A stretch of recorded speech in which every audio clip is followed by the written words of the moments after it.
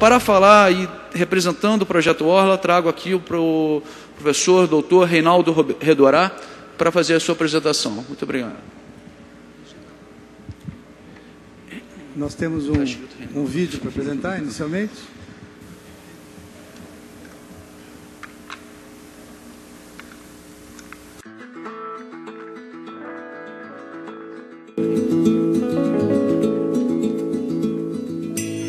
Brasil.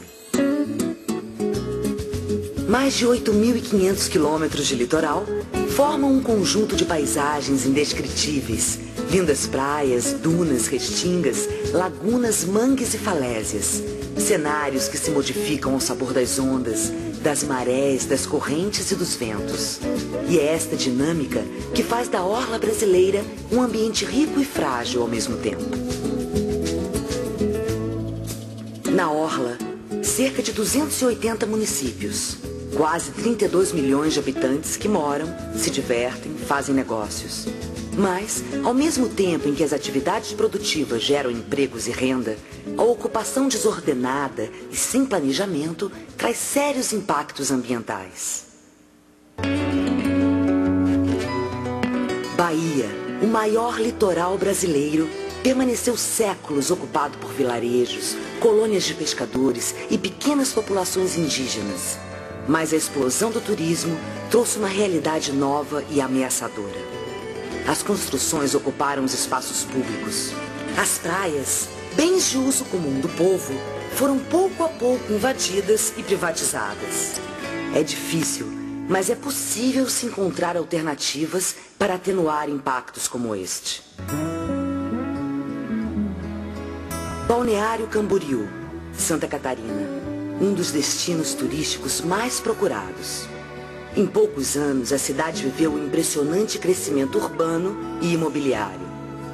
O resultado foi o saturamento da rede de esgoto e a poluição de muitas praias. A urbanização desordenada provocou outro problema grave. Na parte da tarde, os prédios altos deixam a praia inteiramente à sombra. Esse problema existe em muitas cidades do Brasil, mas ainda pode ser evitado. João Pessoa, Paraíba. O sol brilha nas praias e o vento refresca a cidade o dia todo. Na década de 70, a Constituição Estadual estabeleceu regras rígidas. Próximo à praia, só podem ser construídos prédios de até 3 andares. Na capital paraibana, a orla preserva seus encantos. Ilha do Mel, litoral do Paraná. Baía de Paranaguá.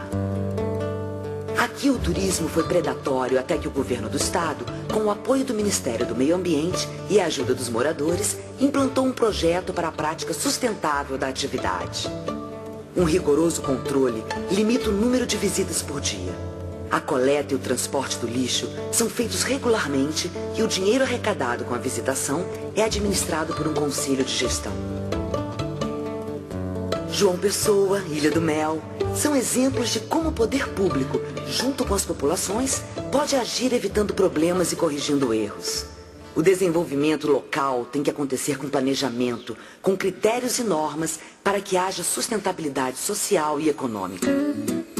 Por isso foi criado, dentro do Plano Nacional de Gerenciamento Costeiro, o Projeto Orla, uma parceria entre o Ministério do Meio Ambiente e o Ministério do Planejamento por meio da Secretaria do Patrimônio da União. Com o apoio dos estados e da sociedade e com a execução dos municípios, este projeto tem a missão de disciplinar o uso e a ocupação dos espaços e recursos do nosso litoral. O Projeto Orla é uma importante ferramenta. Com ele, o poder público e a sociedade vão decidir e definir sobre o que deve e o que não deve ser feito, especialmente nas áreas de patrimônio da União. Juntos, vão buscar a valorização das identidades locais, solucionar conflitos e trabalhar pela manutenção das riquezas do litoral, um patrimônio dos brasileiros.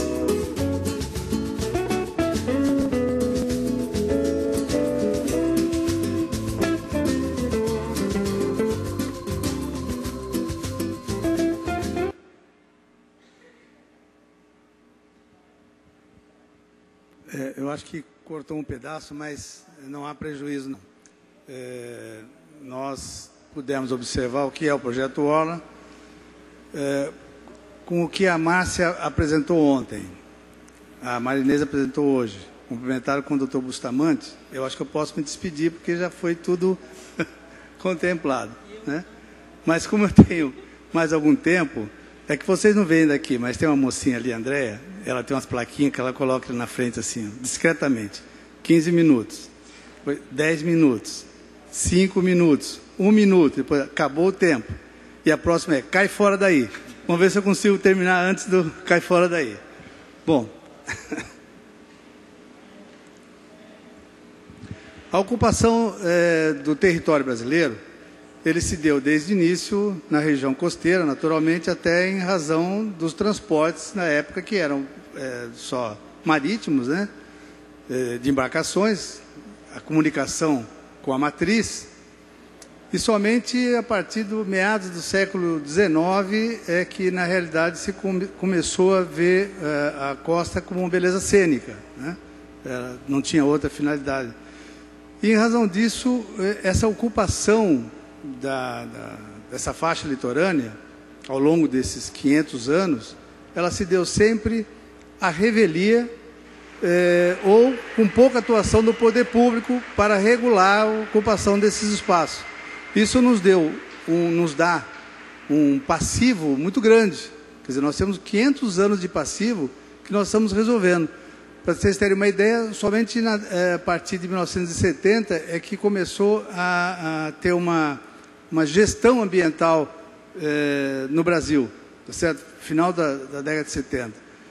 E com relação à ocupação das praias, somente na década de 80, ou mais precisamente com o Plano Nacional de Gerenciamento Costeiro e a Constituição Federal, ambos de 1988.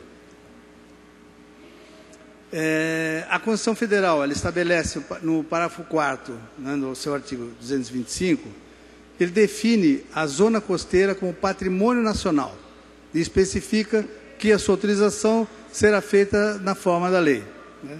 Bom, o que quer dizer com o patrimônio nacional? Ela inferiu que esse patrimônio seria de domínio eminente. Ou seja, qualquer legislação, qualquer ação, qualquer atividade não se pode sobrepor à questão do patrimônio nacional, né? Ou seja, tudo tem que estar voltado para isso. Até os bens particulares e públicos têm que obedecer a esse regramento. A Constituição Federal, ela estabeleceu ainda 3 princípios, 3 direitos que têm que ser seguidos conjuntamente. O direito ao planejamento das cidades, que está consubstanciado, foi consubstanciado pelo plano diretor das cidades, né, pelo Estatuto das Cidades. O direito ao meio ambiente equilibrado, com vasta legislação que regula a matéria. E o direito à participação popular na gestão das cidades. Esse é um direito que muito pouco tem sido exercido, né? Mas que tem sido buscado dia a dia e que tem que ser obedecido realmente. O Projeto Orla tem essa proposta, a gestão popular, a participação popular na gestão das cidades, tanto no plano diretor quanto no Projeto Orla, na elaboração do plano de gestão integrada. Ainda a Constituição Federal, ela estabeleceu o Pacto Federativo, ou seja, ela nivela no mesmo patamar o poder público da União, do Estado e do município. Tá certo? Ou seja, não há prevalência, não há ascendência de um poder sobre o outro. Eles estão no mesmo nível, do mesmo patamar.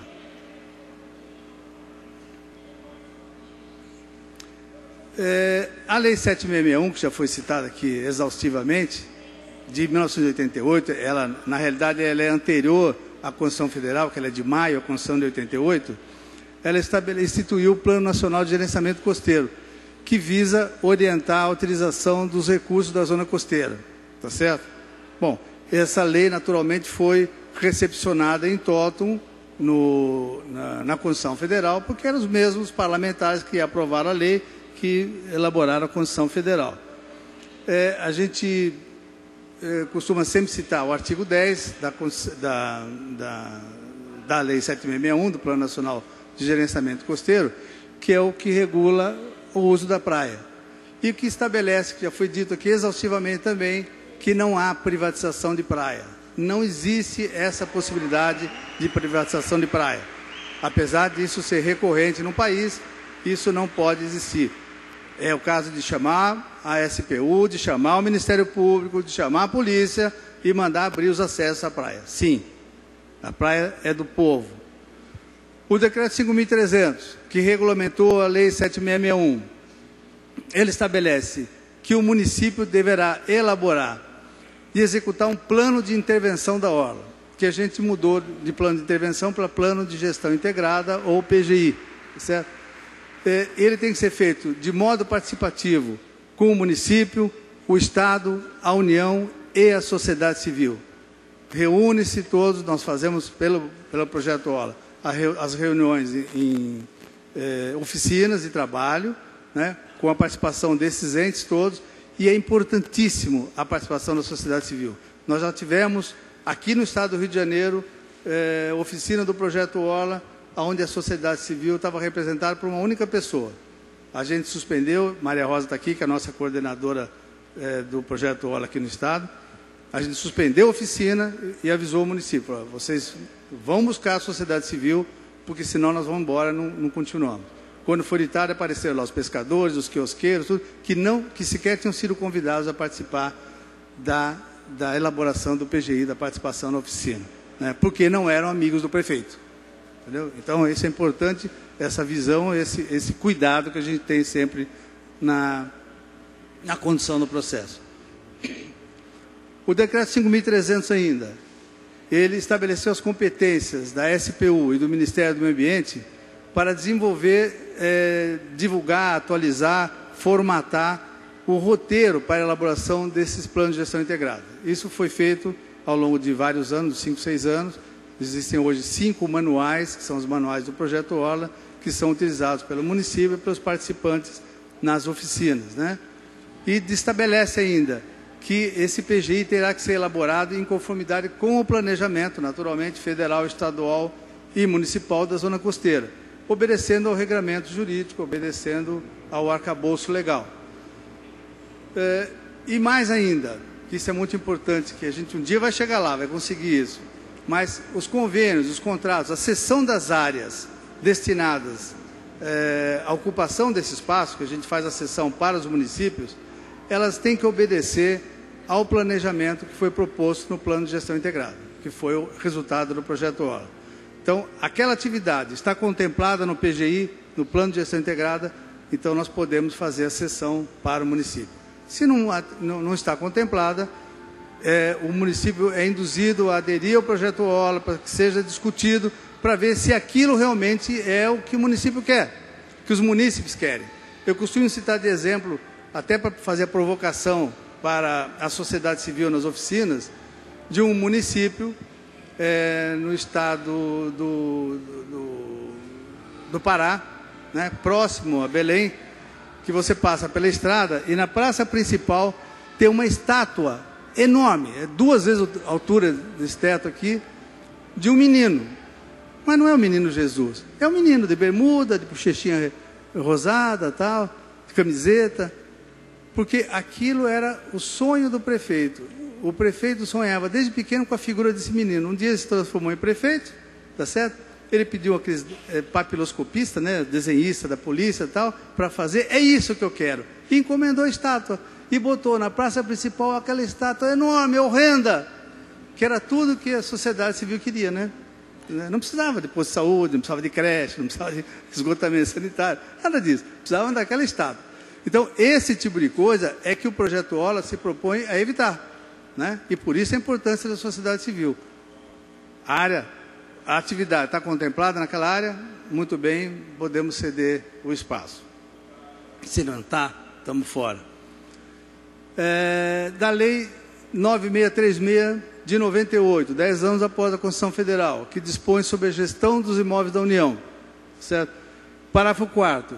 A União, os Estados e municípios são responsáveis solidariamente pela manutenção das áreas de preservação ambiental, das necessárias à proteção dos ecossistemas naturais e de uso comum do povo. Então, quando a gente ouve muitas vezes o município se manifestar Não, isso não é problema meu, isso é área da União. É praia, é terreno de marinha, crescido de marinha, isso é área da União, não é responsabilidade minha. É sim, está na lei federal, atinge a todos os gestores. E ainda que a SPU é responsável pela gestão desses espaços públicos. O desafio, então, gente, era como implementar, como elaborar uma política. Nossa, esse fundo musical está bonito, né? Eu fiquei até mais importante agora. Como elaborar essa política nacional para que pudesse articular todas essas práticas patrimoniais, ambientais, né, e urbanísticas, visando a sustentação nacional, natural e socioeconômico da zona costeira. Bom, nós temos alguns exemplos de passivos da especulação da orla. Aqui mesmo foi citado, no vídeo foi citado Florianópolis, né? Mas nós temos aqui no Rio de Janeiro. Uma mesma praia, não sei se dá para vocês lerem ali, mas no dia 20/4 do ano de 2000, às 9h15 da manhã, nós temos esse exemplo aqui, com uma praia ensolarada e tal. No mesmo dia, às 3h15 da tarde, a sombra já está aqui no meio do mar. Quer dizer, o gabarito alto dos prédios matou a galinha dos ovos de ouro do turismo, que é o sol, né? Você vai na praia, você quer sol. A não ser os cachaceiros, né, que vão lá, fica debaixo da barra, só esquenta a cerveja, até não é bom, né? Mas, em regra, acabou com um dos grandes atrativos, além dos problemas que envolve a pouca insolação da areia, né, com a proliferação de fungos, bactérias, tal, etc. Uma série de problemas outros. Esse exemplo, ontem o representante da Unesco, ele falou de uma cidade dele, do Pará, tal. É aqui, olha, essa praia que ele frequentava. Isso, a praia de Atalaia, em Salinópolis, no Pará. Nós temos aí mais ou menos uma centena de quiosques ao longo da praia. Vocês observam veículos estacionados, tem até linha de ônibus que passa aqui para levar, porque é distante, não tem outro acesso para a praia, a não ser aqui por dentro da água. Atrás dos quiosques, nós temos dunas, é uma duna contínua, enorme, alta, né? Então não tem como acessar e, consequentemente, não tem esgotamento sanitário. As fossas todos eles são grandes construções, em cima de palafitas, que ali a amplitude do mar chega a 4 metros, né? Então, e essa fossa é enterrada, lá atrás na areia, e o mar sobe, né? E a fossa está lá enterrada, tá certo? Então, o que acontece? Ela sobe. E aí, essa cor é conhecida da gente, né? Olha onde o pessoal está nadando, certo? Porque despeja lá atrás e ela, aqui na frente, flui. Outro exemplo é ocupação irregular da praia, invasão de áreas públicas, né, por um particular. Então, ele invadiu, retirou a vegetação fixadora de duna, né? Aquelas gramíneas, aquela vegetação própria fixadora de duna. O mar, gente, a natureza demorou milhões de anos para estabelecer esse equilíbrio entre a terra e a água, tá certo? Então está ali. Quando você retira, o mar está sempre procurando o limite dele. O limite dele é na vegetação fixadora de duna. Você retira, ele continua avançando, ele vai avançar. Conclusão, o camarada tirou a vegetação, colocou o muro. O mar continua avançando, né? Começa a derrubar o muro, ele faz outro crime, faz um enrocamento sem autorização na União. Quer dizer, foi multado e foi instado a retirar cada pedra disso aí e ainda o muro e afastar os limites, porque estava ocupando a área de uso comum do povo. Esse é um outro exemplo, foi citado aqui ontem já, o problema lá em Aquirás, um resort em Aquirás, que contou com recursos públicos. O governo do estado investiu 100 milhões de reais para fazer uma estrada, uma autopista, que vai até a entrada aqui do condomínio. São 860 lotes de 1.200 metros cada um. São 9 campos de golfe, né? Cada campo de golfe, na época da seca, consome 100 mil litros de água de rega, tá certo? Essa água é retirada do subsolo aqui, né? Ou seja, também foi dito isso ontem, A cunha salina invade, porque você retira aqui, há um equilíbrio na água do mar e água doce. A cunha salina invade, naturalmente essa água vai se tornar imprestável. O município, isso aqui fica 5 quilômetros da sede do município de Aquirás, o município vai ter que atender a demanda de água, e além do que, essa água toda que é tirada daqui é jogada na forma de esgoto, né, para cá novamente. Além da privatização de 1.700 metros de praia. Isso tudo, como foi já dito aqui, sem a consulta ao patrimônio da União, sem a consulta. Quando nós fizemos a oficina do projeto lá, a comunidade toda revoltadíssima com esse empreendimento, tá certo? E nós fomos em carros oficiais, imagine, carros oficiais do IBAMA, da Secretaria de Patrimônio da União, do Ministério do Planejamento, certo? E não queriam deixar a gente entrar. Aí eu falei, mete o carro em cima da cerca, passa em cima do guarda. Né? Aí quando viram que a gente ia entrar na marra, permitiram o acesso, tal, etc. Alegaram que estava em obras ainda e que era uma questão de segurança. Eu não quero saber disso. Né? E aí ficou a discussão do acesso, abertura dos acessos às praias, tal, que está sendo resolvido lá ainda. Não. Outro exemplo de avanço do mar, ocupação inadequada, né, dessa faixa da orla.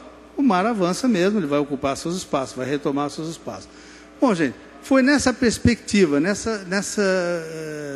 nesse panorama todo, que o governo federal desenvolveu o projeto Orla, né, que busca harmonizar as políticas ambiental, do patrimônio da União e urbanística no cuidado com os espaços litorâneos, para que cumpram essa função socioambiental da terra.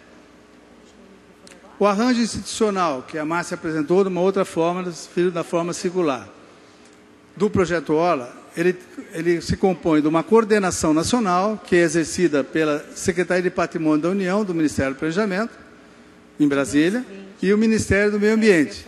E tem como órgão de apoio o GIGECO, né? O Grupo de Integração de Gerenciamento Costeiro, que a Márcia citou ontem também, composto de 26 membros, são todos do poder público, e mais a sociedade civil organizada. A coordenação estadual, ela é exercida pela SPU na unidade federação, nós temos superintendências, lá vem ela com a plaquinha ali, ó. Agora vocês viram aqui, ó, viu que não é mentira minha, ó, olha lá. Ela tem SPU da unidade federal, da unidade da federação, né, aqui no caso Rio de Janeiro, e o órgão estadual do meio ambiente.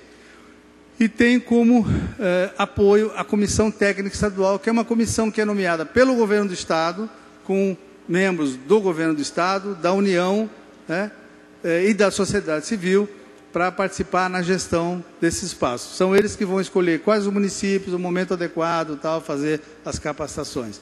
E a coordenação municipal, que é exercida pelo município, por intermédio de um comitê gestor. Durante as oficinas, são 2 oficinas, ela é feita na primeira oficina, um diagnóstico praticamente, com trabalho de campo, tudo, a gente faz o nivelamento de conhecimento, importante, eu estava discutindo isso ontem na hora do almoço, a linguagem que é utilizada, né? A gente evita uma linguagem muito rebuscada, muito técnica, porque nós temos ali participando pessoas do povo que não têm esse conhecimento todo, são pescadores, são quiosqueiros, são marisqueiras, né? Que a gente faz questão de que participem. Você não me ameace. Então, nós temos, então, esse comitê gestor, ele é feito depois, no final das oficinas, é escolhido os membros do comitê gestor, que é metade da sociedade civil e metade do poder público.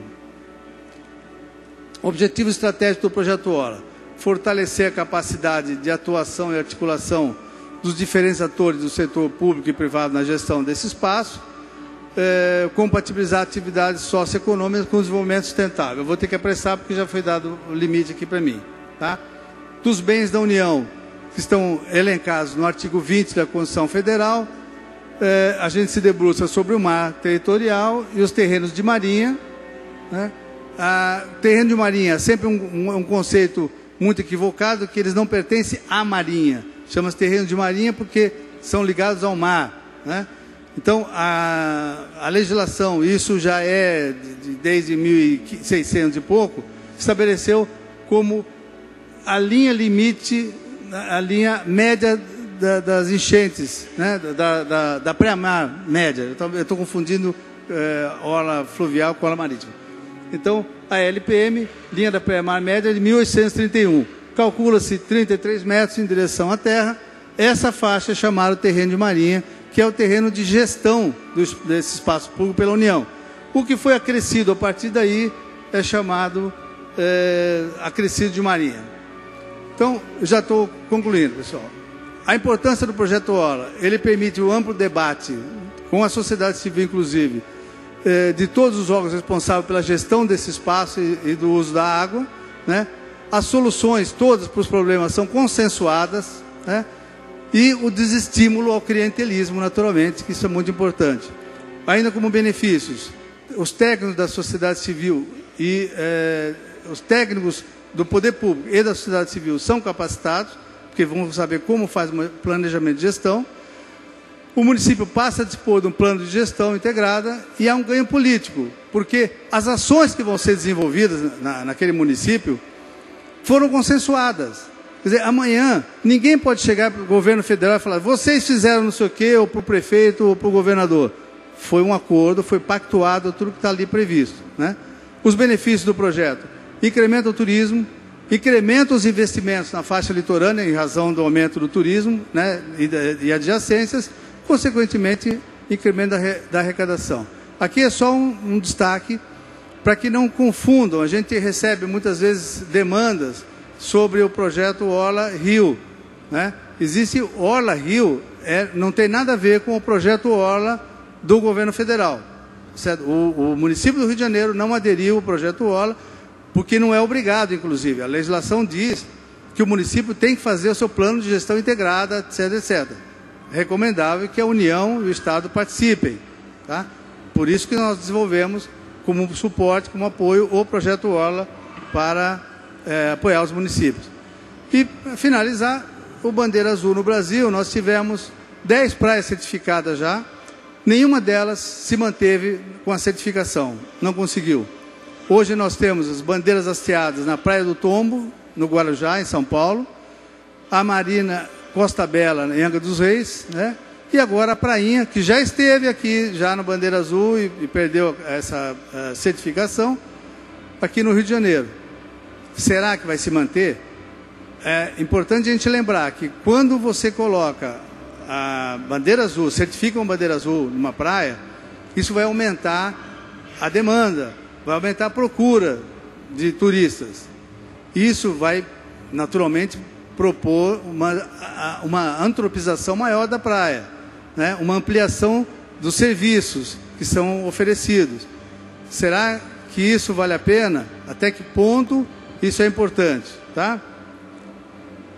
Então, como finalização, a regularidade das ocupações da orla, elas dependem da ação forte e conjunta de diversos atores públicos e uma mudança cultural da sociedade quanto à vocação da orla.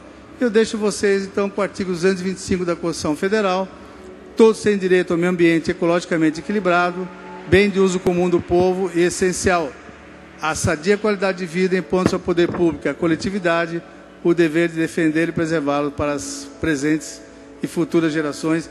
E eu não consegui, antes da plaquinha, cai fora daí. Obrigado.